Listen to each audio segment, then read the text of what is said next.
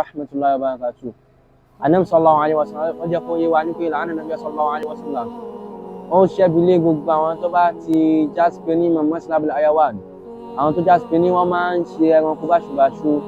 Ìwọ tó ń sin ajá, tó ń sin olóńgbò, tó ń sin ẹran, tó ń sin àwọn dábà, tó jásí pé ní bó ṣe ń sìn wọn ò ní ohun tó máa fún wọn jẹ, ó produce shelter fún wọn, ó wá dá wọn síta, ìyà wá ń jẹ wọn káàkiri.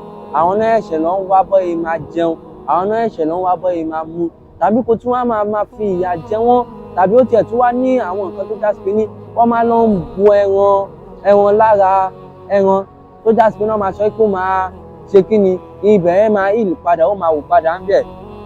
Ó mú mi rántí ìtàn arábìnrin méjì kan tó jásí pé ní ìkan ń sin olóńgbò.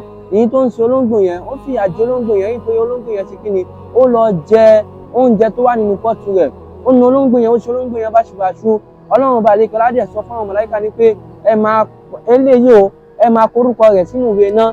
Èyí aṣẹ́wó òun ló fẹ́ pọnmi nídìí odò lọ́jọ́ kan. Nígbà tó fẹ́ pọnmi nídìí odò ló bá rí ajá náà, òǹgbẹ wọn ń gbé ajá náà, wọn pé òǹgbẹ ń gbẹ, ló bá fi ọwọ́ rẹ̀ méjèèjì ló bá fi bomi fún ajá náà.